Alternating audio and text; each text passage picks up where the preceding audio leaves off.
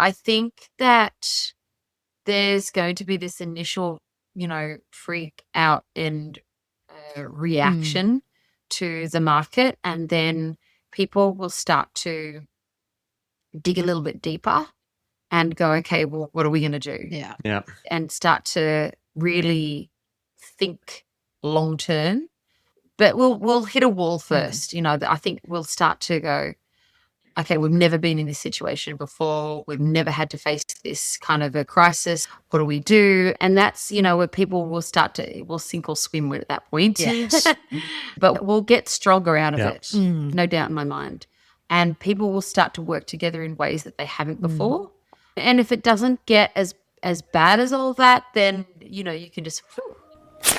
You're listening to Natural AF, the podcast exposing suppressed truths about health, reality, and human potential. I'm your host, Isaac. I'm the founder of Natural Art Form, and I'm joined by my Australian co-host and partner, Alexa, a Site K facilitator and human design coach. If you're ready to challenge the status quo and explore how the world really works while staying grounded in your deepest purpose, then you're in the right place.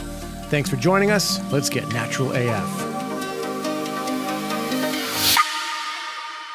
All right. Well, welcome back, everybody. Welcome to Natural AF. And with everything going on in the world today, we figured this would be a really good episode to pull back and look at some of the main things that really matter, the most important resources in this world, which is our community and the people around us, and building a self-sufficient and community-sufficient group. And we have with us today the epic Kelli Wilkins from My Self Reliance. And welcome.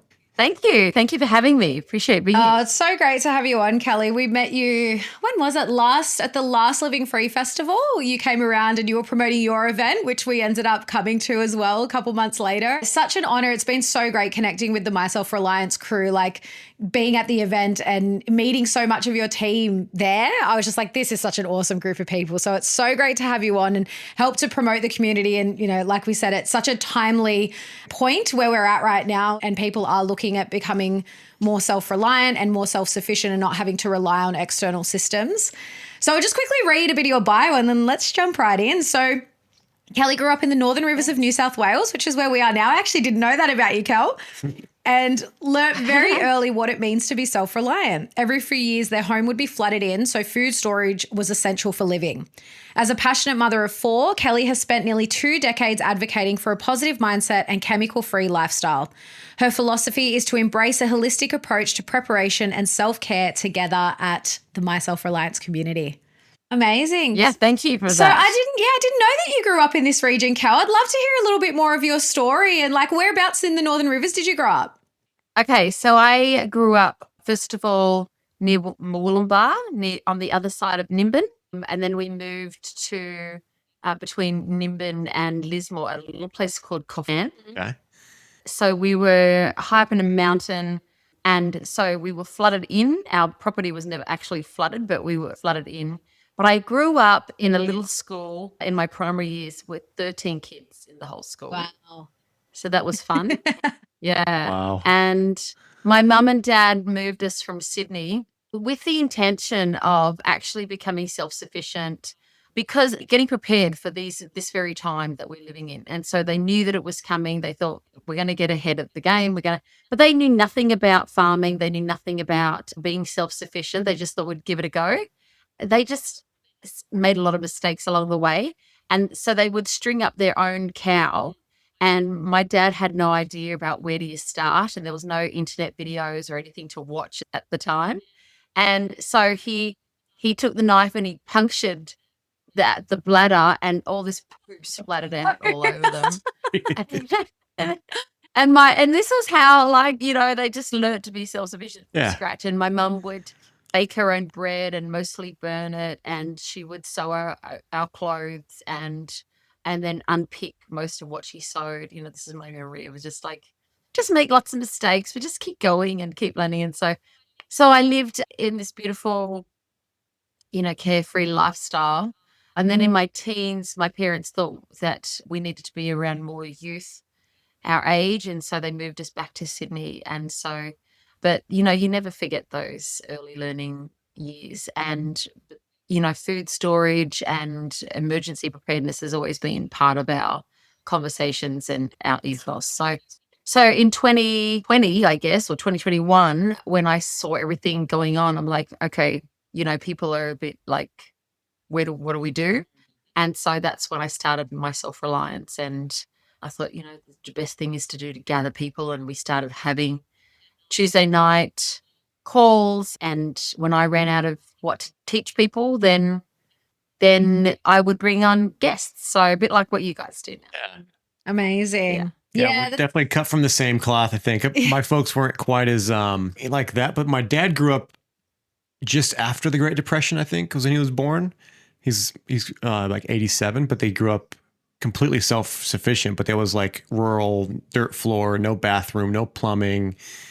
And that's how he grew up. Is very normal. I would never forget what he said about it. My grandmother, my dad's mom, would say during the Great Depression, they didn't even notice it. They really had no idea until years later that there even was a Great Depression, because it was just life as usual. They're just self-sufficient subsistence farming.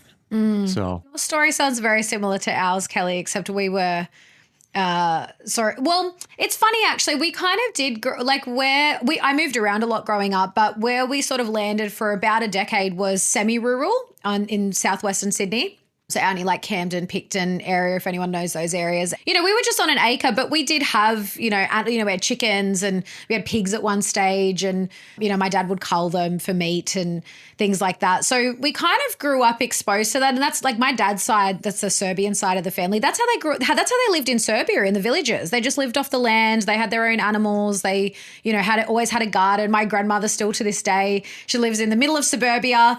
We call it a concrete jungle. Literally her backyard's all concrete except for one grass patch and her veggie patch. And she's still to this day, she's always growing her own veg that she eats and never buys veg from the supermarket. So yeah, it was good, really good to be exposed to that and to at least have, like, my parents at least had some skills. However, then we moved to the inner west of Sydney and we were there for the last 10 years before we moved up here. It was just a whole different kettle of fish coming up. We're on 10 acres and similar, actually, we're technically not in a flood zone, but when we had those insane floods in 2022, our road was flooded in as well. We couldn't get in or out for about a day. There's a lot to learn. Definitely agree to that sentiment. There's a lot to learn when you're on land and you're pretty much doing all of that stuff yourself. It's so good when you grow up that way because you become a little bit familiar with the life cycle and what it looks like to take an animal and slaughter it for your own meat and food and things. And we become so sensitive to those things if you're not used to it and you think, oh, I couldn't do that, and we don't know really where our food comes from when we just buy it at the supermarket and things. So it's really good to appreciate how you give back to the land and the property and nothing gets wasted and everything is utilized or there for a purpose. So. Yeah, and when you're doing it yourself, it's a lot of work, as you mentioned, like with your dad's point, stringing up a whole cow, like it's a lot of work. And then every little piece that could be thrown away, it's like, well, you start finding uses for it. It's like, I don't have to do that work again. And I get way more out of it than just pushing a shopping trolley through the market, putting in meat, and going home. It's like, oh, I know, like, intimate details about this thing. And then you start to have a lot more connection and even respect for it. Some people view it as like this horrible thing that you do to animals. And it's, how could you be so cruel and so mean? To like just deepening this awe and respect for the creator and for the creation and like just being able to stay alive through, sometimes dirty work, like, trying to figure out what meat you can salvage after you've punctured the bladder or something, like, but it's like our ancestors went through all that stuff and it preserved them for many thousands of years. So, yeah. Well, and luckily these days, we have so much more knowledge at our fingertips. We don't have to try and do everything from scratch. Yep. The tools are so much easier to use. It does make life a lot easier. But, for me, living out on property, actually coming back. So a year ago, moved back onto 30 acres. We have this beautiful property that's 3 hours north of Sydney now. And it's a glamping accommodation property. So we've just had guests stay over the weekend and it's kind of cool because I kind of feel like I'm farming people, like I'm nurturing people. And that's really like my whole dream is to was to have a property where I can invite people to come and stay, and we'd hold retreats and things. And so now what I do is just bring community together, and that's what it's all about for me. Utilizing different people's resources because we're, can't do everything. And so I live in this great valley. We call it a valley. I don't know. We're on the neighbor has lambs and sheep, and another one does honey, and there's a great butcher up the road. Another one has a farmer's market and gardening and things. And so, we're all really supportive and helpful with one another.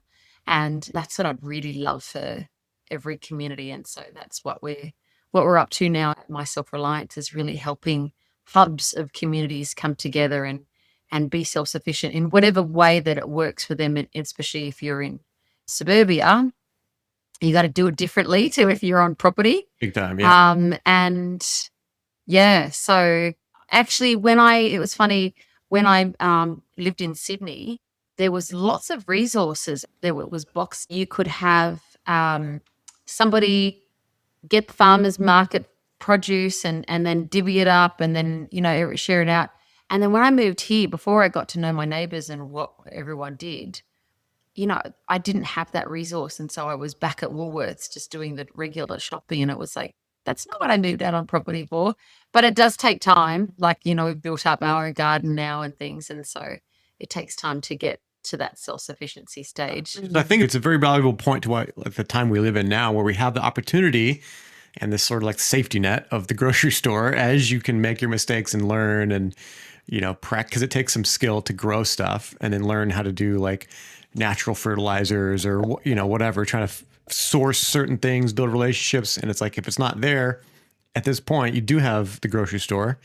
So take advantage of it now, build the skills, build the confidence, and you'll feel, it's amazing when things are short and it's like, well, I've just got, this person with eggs, and I know that person that has tons of eggs. Cause they did that. We didn't take advantage of like friends and neighbors that have eggs during that time, but it was like a couple years ago. It was just all bird flu. And then they started calling all these chickens and you couldn't get eggs. And it's like, it's so dumb. Yeah. But we have plenty of neighbors that have them and people at the farmers markets that we go to. Well, we're very lucky here. We always say it. And you would know, Kelly, like when you are living more rurally or just more, in these, because sometimes it's not even rural. It's just like, because we're kind of between, because we actually live near Mooloolaba. You mentioned that's where you were. So it's kind of like this country coastal vibe. It's, it's a little bit like you've got the little pockets of towns, which is a bit more suburban, and then, just a little bit out of that. But I find in any area that's more community based, we're so lucky because we have our local farmers markets and we can get, organic produce at really good prices every week. And then, we have lots of people, like we've got a neighbor in the next town over that does, they cull meats as well. So they let us know when they're doing them and we can buy it off them. And and then we do a lot of the weekend markets, and so many of them, people are selling honey, their own honey, raw honey, the eggs, fruit and veg that they're growing on their properties. Unfortunately, in the cities, it's harder to access, but it's not impossible, because I know where we were in the inner west, we would go to our local market. I think it was every week, and you could get organic produce and everything's still there. So if you look for what it is you want, you definitely find it. But I think that's what's lacking the most in the cities, is that community feel. Feels like every man for themselves in the city. And I can definitely speak to that, having lived both lives. And so do you find that people are coming to you with different sort of needs for, say like city or suburban living compared to people that are like already on property? Or do they kind of have the same needs, but they need to go about it in different ways? I think that's right. I think people have the same needs, but the different mindset. One of the things that we started out was a challenge, like an egg challenge. Okay, let's see if you can find someone, if you can source your eggs from, if you're in the city, so you can start to step away from the supermarket. Then thinking about, okay, what can you grow? What can you do?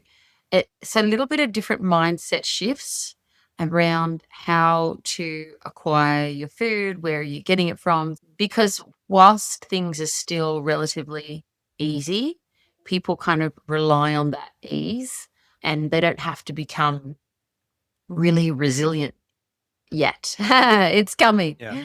It's really starting to think about how are we going to utilize what we have. And I think people, on property probably have a little bit more experience with that because your shops aren't around the corner and you have to really plan your trips to the shop to what you're doing.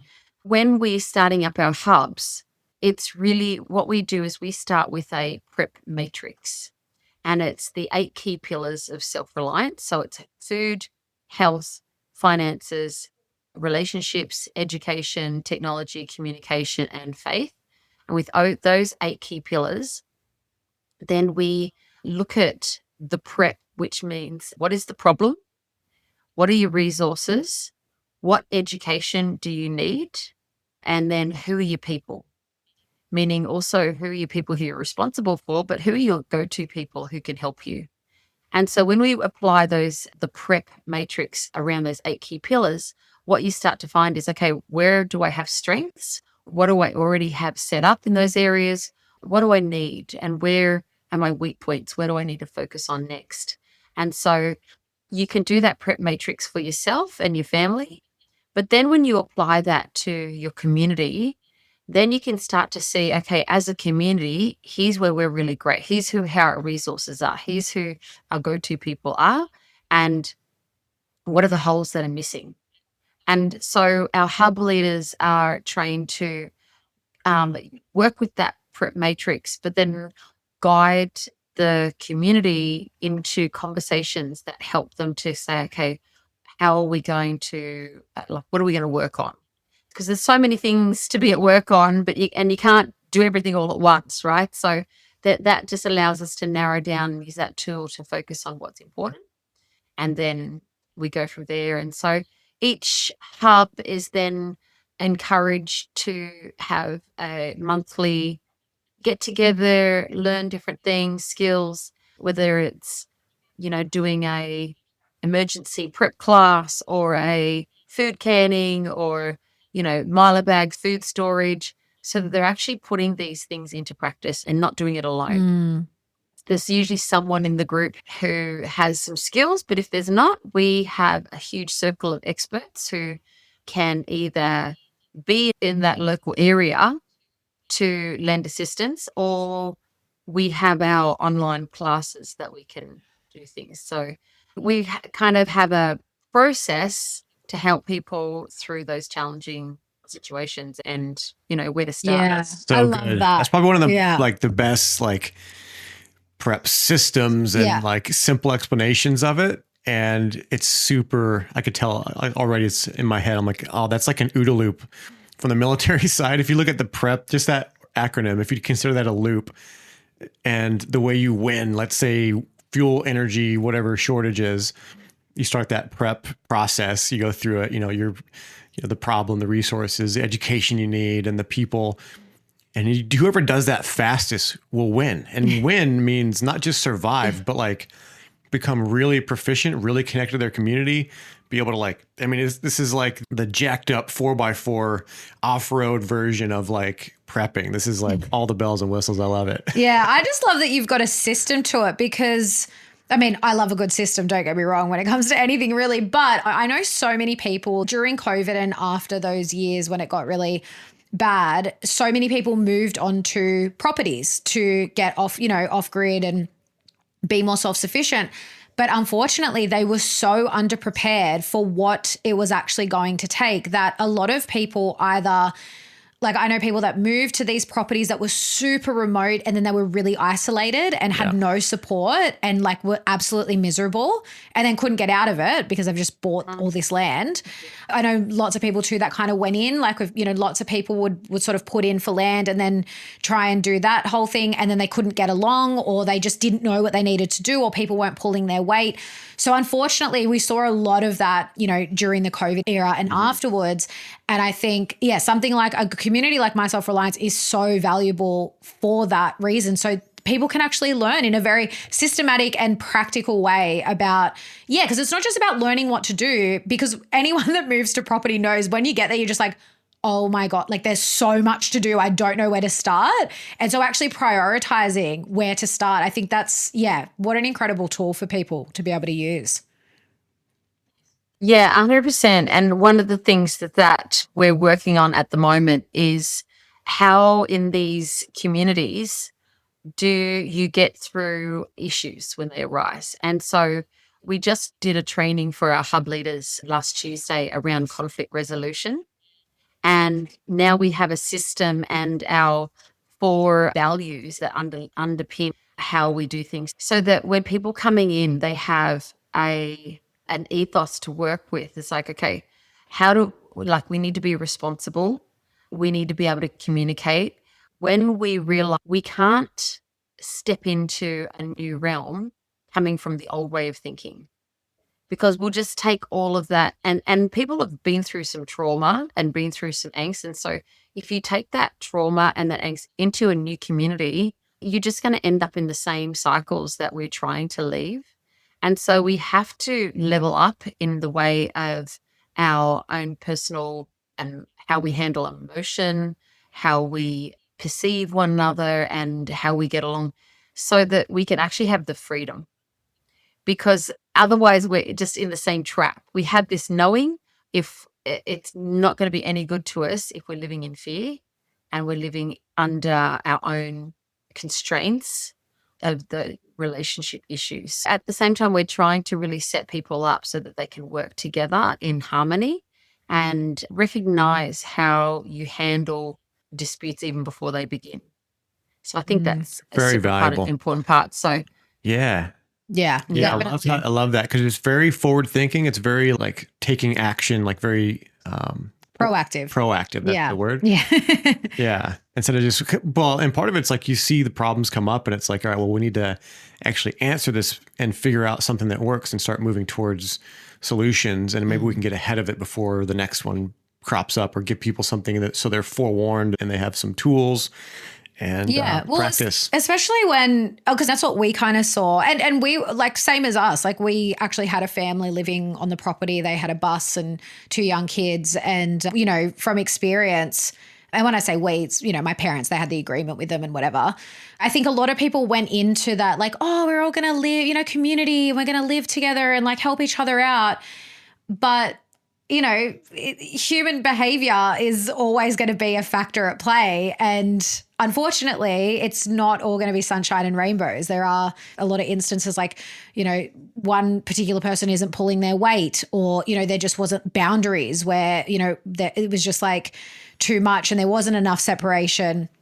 You know, just certain personalities just don't get along. And I think that it's a little naive. I think a lot of us learned our lessons in those interactions where, yeah, you go into it really hopeful and really optimistic, but maybe not as realistic as we should be. And I think that is a really important point and something to always keep in mind, is that when community is coming together, it's amazing, but you've also got a lot more people interacting with each other, and you're going to have different opinions and different perspectives on things. And so I think it really is such a crucial skill to know how to navigate conflict and people having to confront each other, because, oh, go ahead. Well, I was just asking, like, so if you have people that really need to not be in the community, like they're not someone that you can work with. They're not someone that has the will or desire to actually play nice with others or not cause problems.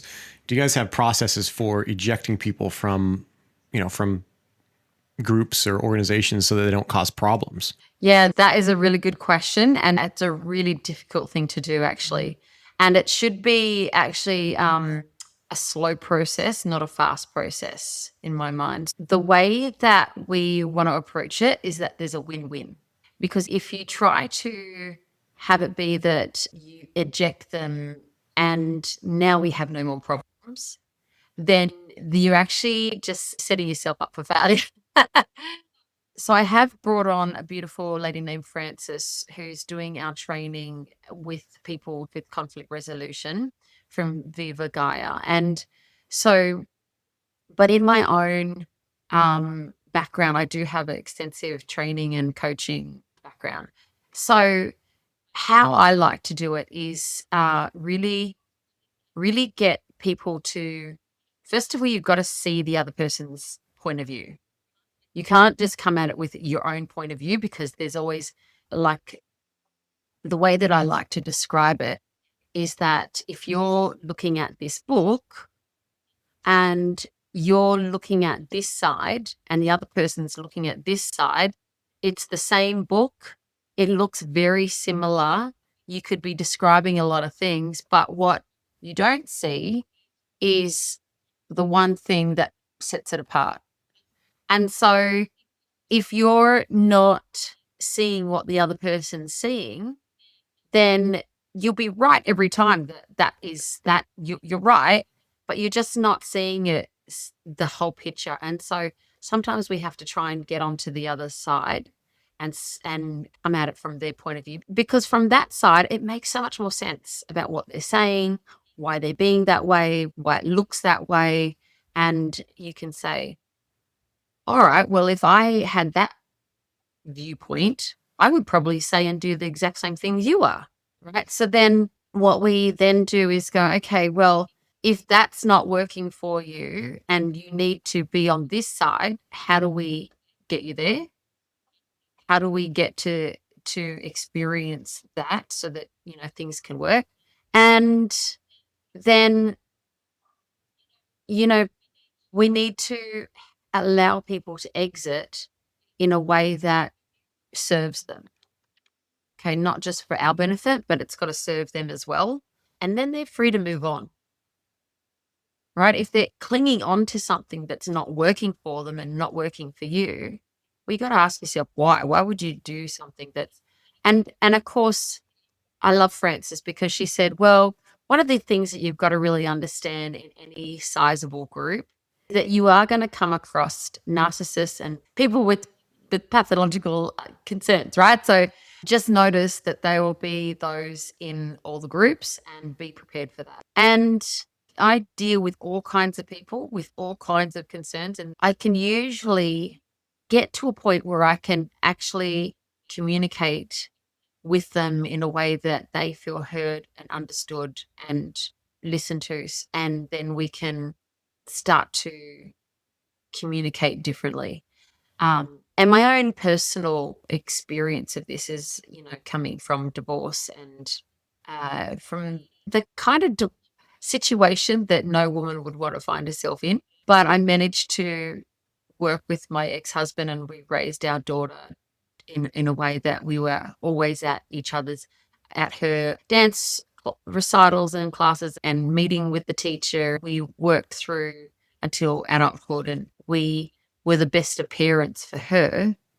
And we were able to take all of our differences and, put them aside so that we were had a common goal and could work together. Yeah, that sounds amazing. Yeah, good job with that, because that's probably super difficult, but being able to create a win-win, and sounds like a three-way win-win-win-win. Mm-hmm. That shows that it was a skill, but it was like a very valuable, and it worked, and it was long-term, not just a short-lived, like, oh, let's just placate somebody, let's just make them happy so the problem goes away and pretend it's all okay. But it's like, no, let's actually make something that can carry on for years. Yeah. Yeah. Yeah. Yeah. And because I say relationships are the only thing that you're going to get out of this life with, depending on what your belief system is. But I believe that we live after we have death. And so, and relationships are vital to that. And everything else is an adjunct to how we get along. So during the COVID years when everyone was afraid of dying and, what would happen, and I said, it's not how you die that counts, it's how you live. Right. So, yeah, absolutely. I actually love that. Yeah, I've never heard that, but I love that because you're right. It's like when you leave this body and this physical realm, everything gets left behind. But you're right, we do carry on. I definitely believe that too, that we carry on those relationships, those soul relationships. So it's such a beautiful perspective. And yeah, I think just such a great point, because I think it's definitely like what I saw, because obviously, on this show, we talk about it a lot. And for Isaac and I, it's very important to us personally and in our relationship is self-development and working on yourself and healing from past traumas and all of these things. And it was definitely something I saw. And look, we still see it, I think, in the people that you see that, we get. COVID was a big awakening for a lot of people. And we all went through, it's a process of awakening, and we all go through the stages, almost like the stages of grief, right? Like we get angry and then we're really sad about it. And I went through all those stages, but you've got to keep moving forward. That's the thing. You got to actually process and go through all those things and just keep moving forward. And the people that didn't, those people you see that have kind of just gotten stuck in the anger or stuck in the outrage, and they're always trying to fight something and fight the government. And it's actually really sad, because you see it's like that part of that, working on themselves and working on relationships, when that kind of gets left to the wayside and it's not a focus, I think that's when people, it's arguably almost worse than being completely oblivious to what's going on, because they know what's going on, but they just get stuck in this state of fear and anger, and you see they're not moving forward, and then they're still getting caught up in so the next thing that happens, because obviously it was COVID, then it was God knows what else, Israel issue. And then now it's the fuel thing. And they just get so caught up in everything that gets thrown at us. And I know actually, and I'd love you to share, Kelli, your perspective, because I love getting your emails, and especially when things are going on, and you always just have such a beautiful, spin on it, and ways that we can, either have a different mindset or look at things differently or take it as an opportunity to learn or do things differently. So yeah, I'd love to hear your opinion on, sort of when these things are happening, what are some of the ways that we can, not get caught up in it and continue moving forward with our lives? Yeah, absolutely. So, I have trained myself on a process called Jigsaw. Well, I put this process together, and Jigsaw stands for the 6 things that I do in the morning as a morning routine, to set yourself up, because it's all about what you think about, right? And so what you're listening to, and it feeds your mind, and then you start the dialogue in your head about, everything, and then it builds up emotion, and then your emotion fuels what comes out of your mouth, and then, you can start to find yourself in loops. And so I find it's really important to manage your emotions with what you're thinking about. And so I now teach this program called the Jigsaw Method, and we put it together in a power hour. So it's the first thing that you do when you wake up in the morning, and you spend that first hour of the day on yourself. And doing these processes sets you up for being really present in your life. When you do this, you can tackle the things that are coming towards you without spiraling. And so it allows you to just deal with what's happening right here and right now in front of you. And that I found that to be so important. Even when I was going through my divorce, it was like, you could just go through rabbit hole, down these deep tunnels of despair. But if you actually just really present to the room, who's in front of me, what's being said, it's like your meditative practice in action.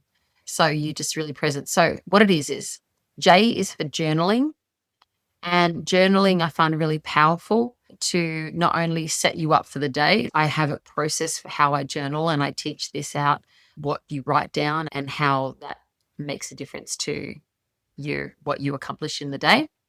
I is for inspiration. So making sure, I love inspiration because it's like you need to feed yourself good, powerful thoughts. So what you're reading, what you're listening to, what you're watching, and make sure it's inspiring, and make sure it's uplifting, and make sure you're getting a good 10 minutes doses of that every day. So G is for gratitude. That's part of our journaling as well. So keeping our gratitude high, because the gratitude is the highest attribute of all the emotions. And so when you're really grateful for things, it just boosts, elevates how you're feeling. That's a huge one. S, there's 2 S's. Yeah, I just wanted to stop on that. I know, you could just do. Yeah, I just wanted to stop on gratitude because it's a huge one, because Isaac and I actually we've just started doing it again every night. But I remember when we first started doing it, it's a positive psychology practice that I learned when I did my NLP course. And it's so simple. It's just at the end of every day, what are 3 things that went well? and it's just about staying positive. But when we first started doing it as sort of like this nightly ritual, it was when things were really tough. Like Isaac had moved over here and, it was just a lot of new, adjusting to life together and our businesses and whatever. And it makes such a difference because that's what we kind of went to, like, 3 things that went well. And then, well, what are you grateful for today? Or sometimes it'll be like, what are 3 things that you're grateful for that happened today or whatever. And yeah, I just wanted to stop there because gratitude is so incredibly powerful. And I would implore to everyone that you make it part of your daily practice in some way. Yeah, when I drive the kids to the bus, where we were found, okay, let's go around. What are you grateful for? You can just build it into daily practices with the family and teach the kids. Yeah. So there's 2 S's. So one S is for stretch, and that's making sure you get your exercise in. Anyone who exercises knows how good for the endorphins it is, but also for your physical fitness. And the other one is the opposite of that, and that's silence. And that's taking time for meditation, prayer, if you will, but just being silent, being by yourself. And so meditation has just really changed my life as well. And then we have A for affirmations. And I teach her there's a new way of doing affirmations that's like not the old school style where it's like if you're in the 80s, you would do, I am a money magnet. I attract money to me. Yeah. That's the old way of doing it. So we have some really powerful affirmations that really back up everything that we do. And then W is for water. And that's just kind of coins all of the nutrition side, how you're eating, how you're looking after your body and the water intake and fueling your body and all that good stuff. So they're kind of the 6 things that we do. You think, how do you fit that into a power hour? But it sounds like a lot, but we have a system for how that works too. And so we teach our hub leaders that. So if you become a hub leader, that's part of your membership is that you get that value packed. It's a week of doing the jigs with me and I take you through it each day. We break it down. And that's a really powerful practice. Yeah, I love that. We were actually just looking at it. So again, I get your email. So I had seen when, I think it was early this year or the end of last year, I can't remember, when you were running the training. I was like, oh, I want to do this, but I had so much on at the time. And I remember looking and I was like, I couldn't do it like the week it was on or whatever. Again, love a system, love something that's like step by step. And I think it's so important. Like I say it all the time, and we definitely struggle with morning routines. We're probably not morning people as such. But I think it's so important to get things like that done in the morning. So one, you've gotten it done for the day. You're not waiting till the end, because what often happens with us, or for me anyway, if I'm like, oh, I'm going to do this at 2:00 in the afternoon, it just gets pushed back, or I'm too tired now, or like whatever. There's like, there's more room for excuses and procrastination. Whereas if you just get up and do it first thing in the morning, it's like a great way to start your day. And 2, it's like, it's done. It's over and done with. You can move on and be like way more productive in the day. So we were just looking at it just before we came on today, actually. And that was actually the first time I saw that the jigsaw, like every letter in jigsaw meant something. And I was like, oh yeah, I'm definitely going to do it. I was on the website, I saw the training and I was like, yeah, I'm definitely going to do this. It looks so good. Yeah. Well, that brings up a question, the idea, because do people just be morning people, or do people become morning people? Is it something that you practice, or is it something that you just are? I am not a morning person. Yeah.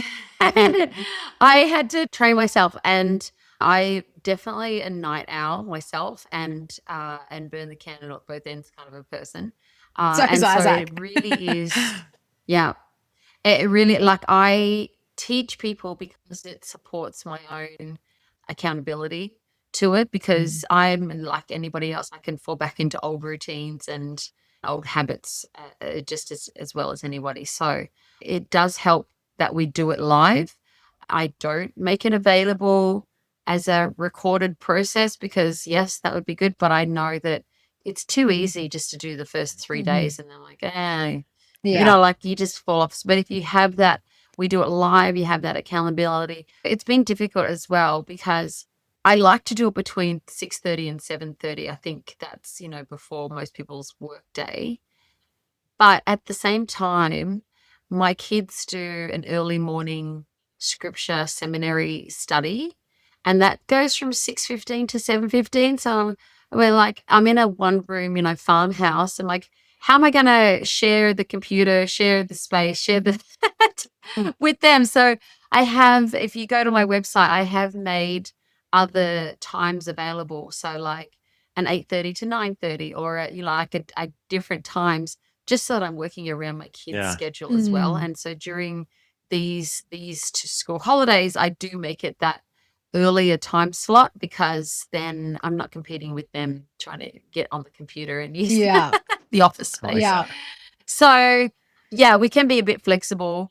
And then, I'll just say that my routine right after my morning thing is to go feed my chickens, and then I like to go be with my chickens for an hour. So if it is like not at that 6:30, 7:30, then I'm like, oh, well, now I have to compete with my chickens. Yeah, that's such a valuable thing, though. And I encourage people to like check that out and make the effort, make the switch, because it is, I've risen early most of my adult life, and I'm not a morning person, but there is something I feel like bound to, where I just have this like almost like this yearning to get back to like a very structured system. Like I wouldn't join the military again, but I really value the way that it practices this thing that's self-reinforcing. Because I mean, probably more than half of people, I would say, are not just naturally early risers. But when you get up in the morning and then you move your body, or you breathe, or you hydrate, which is really every day for the military as well.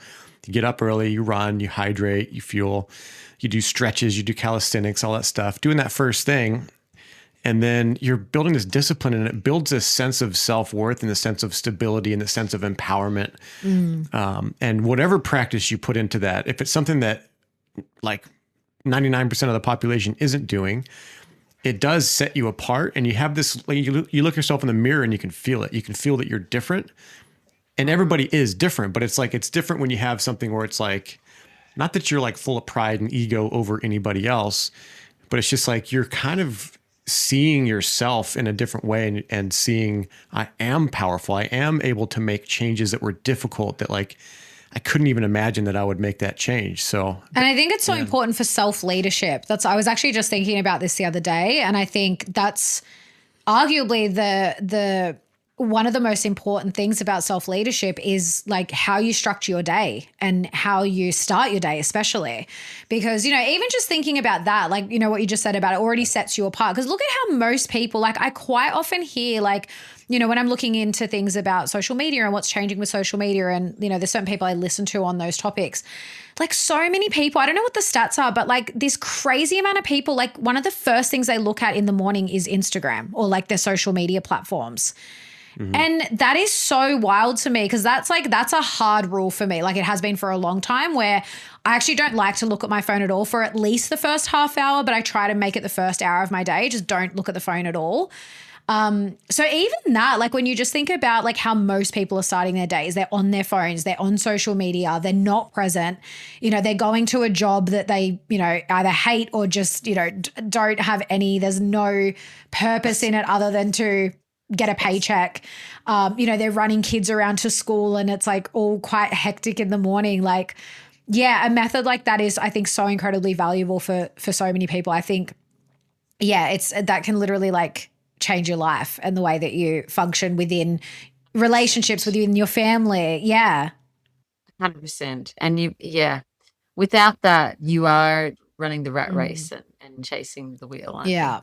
So it's really made the difference for me. I look at how I've developed over the years, and my family laugh at me because they know that I used to be the tantrumer, and if something didn't go, I kick the cupboard, kitchen cupboard, and I was like, oh, Mum's really changed. Like, and I think that's, I couldn't have done what I'm doing now in this community space if I hadn't worked on myself first, if I hadn't, kind of taken that time to do that self-development and self-leadership.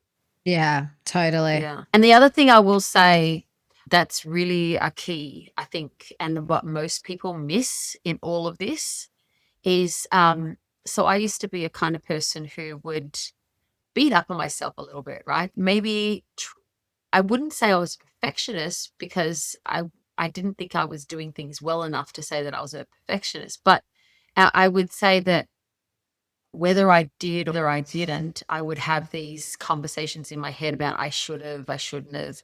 You know, I like, and my husband used to call it buyer's and seller's remorse. It was like, you're just beating up on yourself, right?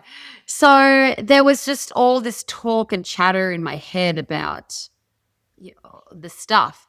And when I was 48, I remember very clearly, it was my birthday. And I was in a conference with a room of about 200 women. And we had done this work on creating your vision. And so I was really clear about what my vision was. And so everyone's sitting and writing and doing their vision. And the lady said, okay, who would like to share their vision? And my hand shot up and I was like, yes, I want to share it out. So she said, call me to the front of the stage. And she gave me the microphone and I shared, okay, so my vision is that I live on this beautiful property. It overlooks water. And I pointed like to my left, we have this accommodation and people come and stay and that we have retreats and I'm able to train my team. So, and I just described like everything that you could see in this vision, which is actually where we live now. And it's called Lily Ponds Retreat. So it looks over water and to my left, there's accommodation and people stay. And so I described this to a T, right? And then in my mind's eye, I say, and thanks for coming to my birthday, everyone. I'm like, and then I don't say it. And I hand back the microphone. And then I was like, I walked back to my seat, like, dang, that would have been just so cool. It just would have been so cool if I just said, thanks to everyone coming to my birthday. And I kicked myself under the table. I'm like, why did I not just say that? And then it was too late to go back and say to everyone, oh, and by the way, it's my birthday. And it's my birthday. Yeah, right. And then, right? And so I'm like, oh, that's a shame. I missed that. But then later on that day, I went to another function and my mum was there. And she gets on the microphone. She goes, and it's Kelly's birthday, everyone. And let's sing a happy birthday. I'm like, oh, shame. So embarrassing. I'm so embarrassed. And then I'm like reflecting to myself going, why am I so embarrassed in one moment and then wishing, like I just live in my head this whole time. It's so exhausting being me.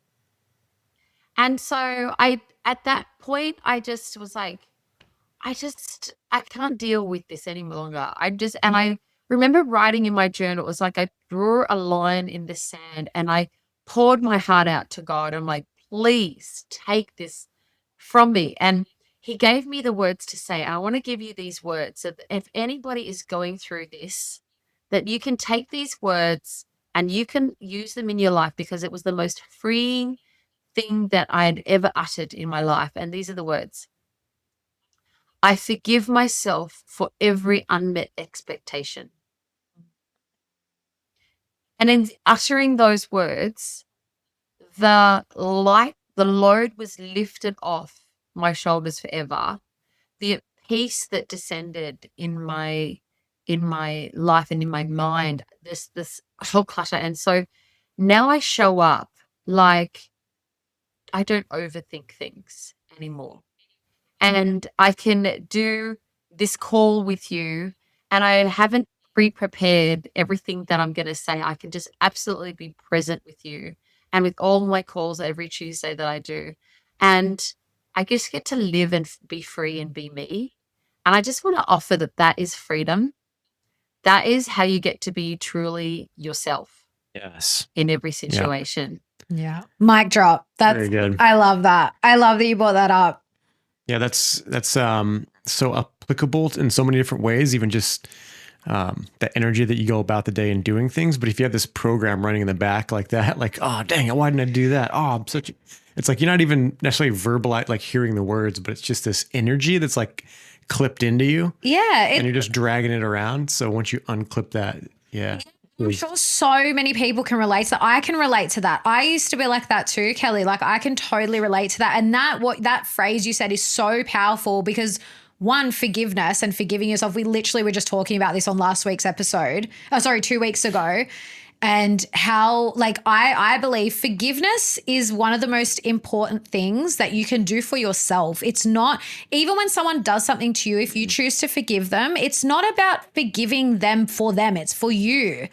And two, that like unmet expectations, because I used to be one of those people, like my expectations were always up here. I've always been a very high achiever. So I had an expectation on absolutely everything in my life. And I was like that. If I didn't meet that expectation, I would beat myself up. I never felt good enough.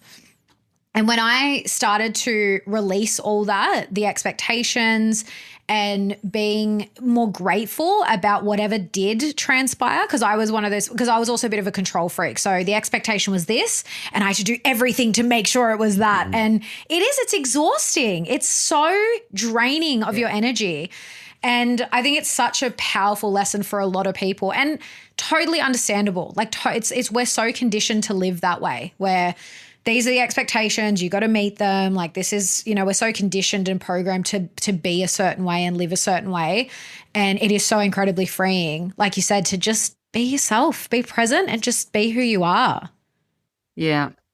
It's such a gift you give yourself. Yeah. Absolutely. Well, and then it's then a gift that you give others. I think that's the other thing is like we all have our own inherent gifts. And I believe that we are how much here. Like annoying behavior, like people's,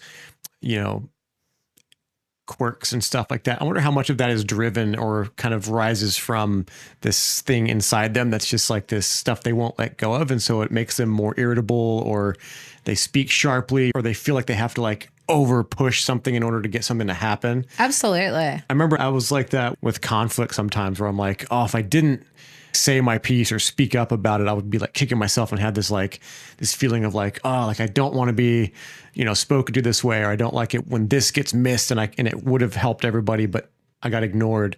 And so that would put like an edge on stuff that I would say when I was talking to people. And maybe there's actually bringing this up, I'm like, yeah, we should probably actually cite case some of that, because sometimes I could feel that tension in the body, but it goes all the way back to like when I was a little kid and I was the youngest brother and no one listened to me. And then feeling like, oh, if I had only like spoken up better, if I'd only been like, showed like did the thing and proved that I was right, then they would listen to me, and then that would save us time, or that would, give people more confidence and like put them at ease. That's just like little things that you got to let go of that matter. It's good to bring that up and be present and aware of that. Yeah, so powerful. And if I could just reference, we've just had Easter. And for me, Jesus Christ I give all of my burdens to him. And, that's where I get where this forgiveness can come from, because it's him that created that for me. So, yeah, I don't want to trigger anyone in the audience, but I think that, this is a really powerful time to just reflect on where we're at and what we have been given, and just, so grateful for that. Yeah, absolutely. Yeah, that is a really valuable concept. And I don't know every religion. I did do some, like in college, I took a little bit of like comparative religion studies, and just being aware of some certain things that, like just concepts, even if you like leave the scripture aside, but it brings across things like forgiveness that aren't often talked about in other cultures or religions in the same way or at all. And it's actually super valuable. And it's been interpreted different ways by different people, but it's still, valuable to think about, and especially, one-on-one relationship with each other, but with your creator. Even if you don't believe that there's a creator, I think people subconsciously, something in them still knows that they're beholden to somebody else's, like something else's rules. There's like a standard, and there's times when we don't meet the standard, or there's times when we aren't living up to our fullest expectations, whether you call that your higher self or the spirit or whatever. I would say fullest potential, not expectation, because we place expectations are a human thing. Like we put those on ourselves and on other people, I would say. Because I was going to say, like, no matter what your spiritual beliefs are, I believe that, it's so important to come back to that, because like on that topic of like expectations and like, in my case, I was such a control freak. I think and mind you, like to that point, when I was like that, I didn't have a very strong connection to God. I actually grew up for like a lot of my life not really knowing who God was or having I felt like I didn't have a direct relationship with that. And it wasn't until I did and I started to sort of let go of like expectations and forgiving myself and like going through all of these things and like doing a lot of healing. That's when I realized like when you live like that, you're actually doing yourself such a disservice because that's what you kind of lose, that the magic of God and the way the universe works, and when it shows you signs and it guides you, and like when you're super like, this is what I need to do, and like you're trying to control everything, it's like you kind of like, I felt for me, it was like I kind of cut that out of my life and it made life so much more difficult. So I think it's so important to come back to those, your spiritual beliefs, whatever they are. Yeah. Like we can only do so much, right? But when you let go and let God, beautiful things can happen. And I can see that, you're the inspiration for what you can create. It becomes just more flowing. I see that in you both, and also what you create with your products. There's Mother Earth and what she provides, but there's also that really beautiful spiritual element, that there's that love that is present as well. But that's what you two are creating, and the way that you go about, working together and what you guys are doing. You're amazing. Oh, thank you so much, you. Kelly. Yeah. That's I feel all warm and fuzzy in my heart. That's so beautiful. And as you said that, I was just thinking of a friend of ours who I wouldn't say she's psychic, but she's just really in tuned, like just really tapped in with energy and stuff.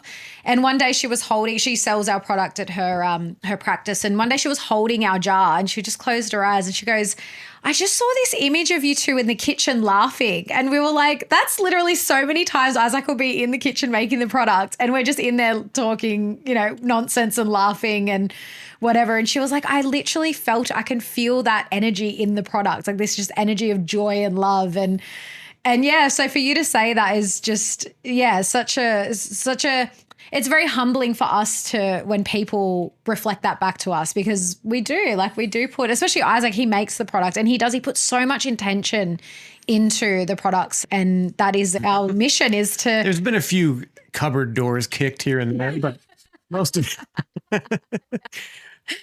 I'm like, God damn it. Like the freaking separates and it won't mix together. And I'm like, what did I do wrong?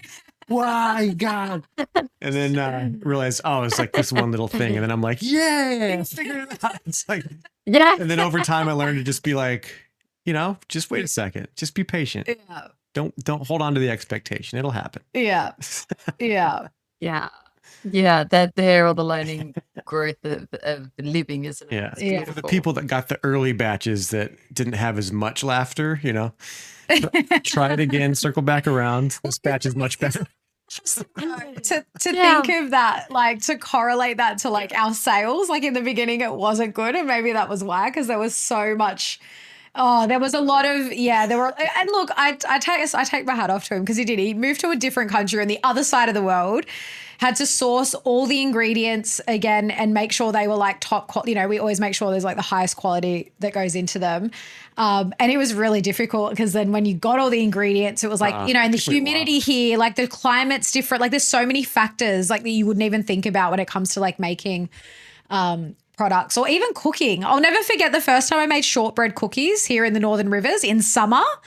Not good. Yeah. Like, because it's mostly butter in the cookie mix, and it was just melting and wouldn't stay together. It was really difficult. Yeah. So all those things that you have to kind of. Well, I tried making. Learn. I made pumpkin pie a couple of times, and your pumpkins here just different. Different. Yeah, they're good. It tastes I good, think but it just doesn't. Kent pumpkin. I was like, no, you need watery butternut or something. Yeah, you need butternut. You guys call it butternut squash. Yeah, sweet potato pie. I could do that. I learned that in Georgia. Yeah. Yeah. Yeah, this place is so beautiful, and it's. I mean, Sydney isn't that. I mean, it's 8 hours away, roughly, and like the climate's a bit different. But do you find it's still pretty easy to grow stuff down there? Here, you throw a avocado out in the freaking bush, and then you get a tree in a couple of years. How is it down in Sydney as far as growing stuff? Yeah. Well, you're kind of between. Got all that good volcanic ash. Yeah, and you're kind of between Sydney and here now. Yeah. Yeah. But so my husband is the real gardener of the two of us. And in Sydney, he was taking every opportunity to grow things, and he can. I don't know. He has a green thumb. He's really good at it. But where we live now, I'm making my own compost, which is I'm loving. I just love turning my compost. um and but he is the green thumb. Yeah, most things grow. But yeah, even in Sydney, and we lived in Austral for a year. So down by where you guys were, picked in camp, we were there for a year. So and it was a bit more clay soil. But when you learn the permaculture dynamic, you can just, you take soil and, Yeah. put it together with your Alchemize it. organics Yeah. and yeah, that's right. And we just play with it here.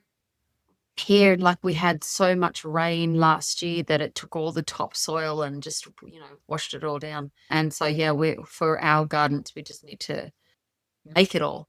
So I've got, the leaves falling because I've got a lot of trees on this property, and the horses walking around on capturing up all his manure, and we're just, making it. Nice. Yeah. Well, so this is like, not to change gears too sharply, but fuel. So fuel's on everyone's mind. In the My Self Reliance community, does anybody have any creative solutions? Are you guys tackling that problem? So what I love about the position that we're in with My Self Reliance is that we are tapped into so many different communities. There's so many different people who are now popping up, doing what we're doing. My Self Reliance is started in Sydney, but in Queensland there are other communities who are popping up and we're kind of just keeping tabs on all the different communities and what everyone's doing, and they're living free and what they're doing, and they're one of the communities is created a biodiesel fuel source with farmers who are, they're collecting the used oil from restaurants and things and turning into biodiesel. So, Cool. There are ways around it. We're tapping into people's resources and things. There's now also, I want to say there's lots of good Aussie podcasters. When I started in this space, I didn't know any Australian homesteaders or podcasters who were doing anything like this, and now they're popping up. And so it's good to tap into what it's going on in different areas. So yeah, I think that there's going to be this initial, freak out and reaction to the market, and then people will start to dig a little bit deeper and go, okay, well, what are we going to do? Yeah. Yeah. And start to really think long term. But we'll hit a wall first. I think people will go, we'll start to go, okay, we've never been in this situation before. We've never had to face this kind of a crisis. What do we do? And that's, where people will we'll sink or swim at that point. Yes. But we'll get stronger out of Yeah. it, no doubt in my mind. And people will start to work together in ways that they haven't before.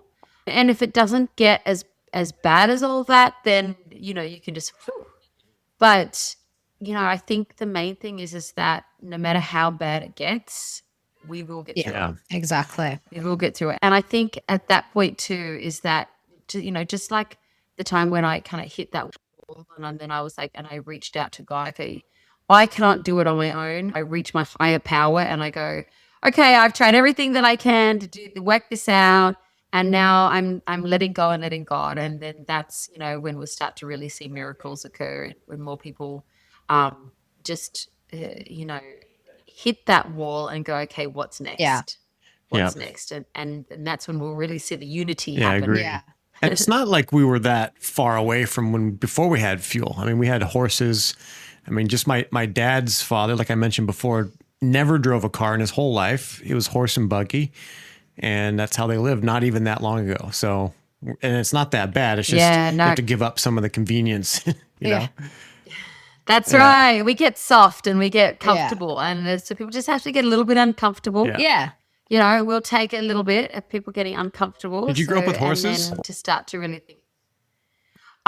We did. I mean, they were not as useful as they were Right. pets. I do have a funny story where I think I was on a horse, it bucked me off, it ran around, and my memory is that it came and sat on me, and then it broke my arm.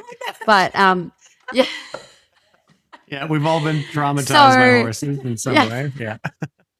Oh, well, all of us that yeah, grew up yeah. with So we had horses. horses, but now I'll be like, what are they useful for? A good manure. Yeah. Yeah, Yeah. okay. We did inherit a pony on this property, a little Shetland pony, and now it just wants to come in my back door and eat my pet food, but Yeah. It's my dog food. But hilarious. so I'm like trying to find the use for this horse. They're just Um, really cute. We had a but miniature that's pony, that yeah. property that we were on, just an acre. And I can't even remember where we got him from. But yeah, he was so cute. We didn't have him long because Yeah. he was super cute. And, we would, as kids, we would kind of ride him around a little bit. But yeah, not much. Because we actually didn't have a lot of grass and stuff for him to eat. It was only an acre. But yeah, I think they're just cute to have around more than anything. Yeah. But That's right. We just it's white, and so I want to put a little unicorn. oh, cute. You know. Yeah. Well, when I tell people, I had this couple from the markets and they were looking at going to the US, but they're real nervous about it. And they're like, oh, like, are there any places we should stay away from, this and that? And I was like, you could do plenty of research when you go, but like, it's kind of similar around here. But during COVID, I noticed this really as well. But you go to places where there's a lot of horses, like where people keep horses. If you see farmers markets, like go to those places. Everywhere else, I'm like, I can't tell you much about it. Who knows? Like they're whatever. But if people are keeping horses, there's something about that where they're connected. There's humility. There's like, there's some rough individuals that have horses as well. But by and large, a community like that tend to be more, less collectivistic, less like, everyone has to get the jab or mine doesn't work, like that kind of mentality. Like during COVID, they didn't like have any lockdowns, any whatever, all that stuff. It was just like, they're very in the real. Yeah, So, well, it's interesting you bring that up because I've just been listening to this podcast series on psyops, and it's really interesting. And one of the things they were just talking about in the episode I was listening to yesterday was about how they find that it really doesn't matter. Like, this was an American podcast, so they're talking about the US, and they were talking about how it doesn't really matter how they have like blue states and red states according to the, the way people vote. But they said, like, even I think the example they gave was a state like Georgia. They're like, in Atlanta, in the city, it's mostly blue leaning, so Democratic leaning. But then the rest of the state is more red leaning, more conservative. And they find that pretty much across all states that like in the cities, the ideological beliefs are very different. They tend to be more like open. They have all the same traits as the Democrat Party, whereas the people that live more rurally and like live a more community based tend to have more conservative views. And so it's really interesting from that point of view because when we traveled to the States, like my parent, my mum was like, oh, don't go here and don't go there, and because of all these things you hear. And when we traveled, I was like, it's fine. Like, you can tell like when we were in Miami, like Florida got really well known. Texas and Florida got really well known during the COVID era that they weren't really following the rules and what people were just doing whatever.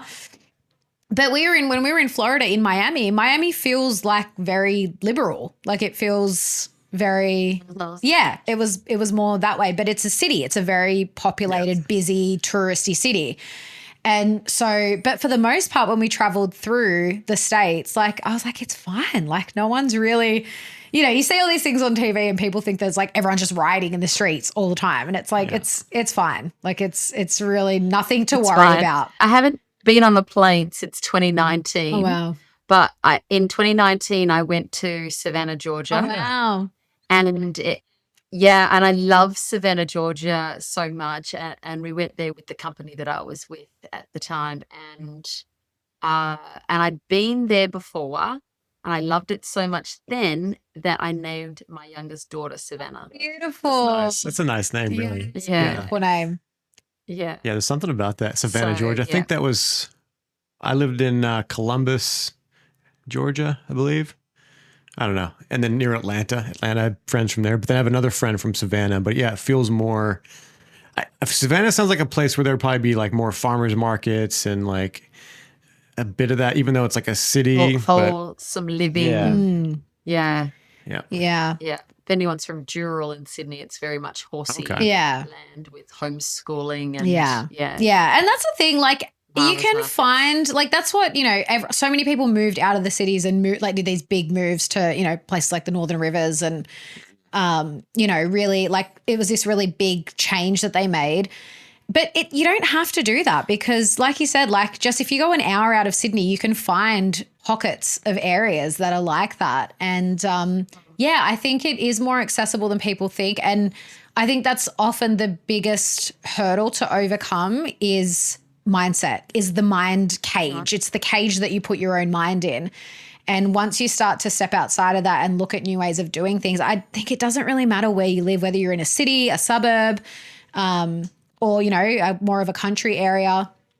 I think it's possible to definitely make small changes where you can to start, being there's areas in self-reliant. There's areas in like Brooklyn and areas that have a lot of rooftop gardens. If you see a lot of that going on, that sounds awesome. But those probably And community gardens, like there's where in the inner west where my friend was living, like after I moved out of Sydney, I would stay there often, and I just would walk up to the local park. And when I was there, I realized that they had a community garden there. And I was like, I never would have known that, like, had I not, actually started exploring the area. And this now, are they spraying it or is it, Oh, I don't know. green? I don't know. But That's the next thing. One problem at a time. yeah, exactly. One problem at a time. But the fact that, there's this community garden there, and like this is in the inner west of Sydney. So it's a huge park, but you've got like a main highway on one side and then all like suburban, like apartment blocks and stuff. But there's a community garden. I was like, that's so great. So One right outside the LA airport that I went to before I flew here. Oh, wow. And people can organize themselves into community. That's amazing. But often people are looking for people and don't know where to find them. So, that's what My Self Reliance does, is helps people get organized in community. So in Sydney, we have the eastern suburbs is quite a large group of people there. We have the hills area, we have Sutherland, we have the south coast, quite a large group in the south coast. We have a hub leader in Central Coast, in northern New South, so mid coast New South Wales and northern rivers New South Wales. And then in Brisbane, we have a hub, and Victoria and South Australia. Amazing. So, and WA. So so if people are looking for a community and there's nothing happening in your area, well, you might be the hub leader to start with. But that's what we help you do is to create communities and get things happening. Yep. So sounds like you're doing a great job with that. Very effective. Reach out. Yeah, you do an incredible job, Kelli. Like, you are so good at bringing people together, like the things that you're, teaching people as part, like in My Self Reliance.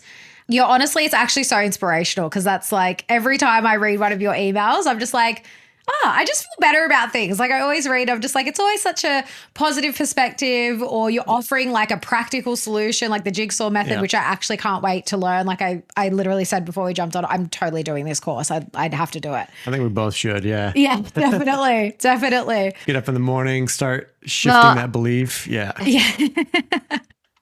Yes. Well, these next 2 weeks we're running it. And then also I want to give a shout out to you guys coming along to the Tiny Homes Expo.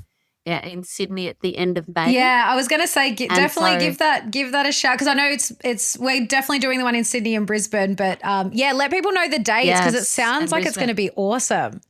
Yeah, so end of May, so you're looking at the 29th to the 31st of May at the Hawkesbury Showground for the Tiny Homes Expo. And so we'll be there doing talks over the whole weekend. Isaac and Alexa will be there with their beautiful products and lots of vendors there. But we still have room for people who want to hold a stall. We have free space, so you can come and have a stand. So you just got to reach out to me so we can have a stand. And then if you're part of the My Self Reliance community, then we advertise you and put you up and let people know who you are and what's happening. Yeah. So, is there a vendor fee for that, for those?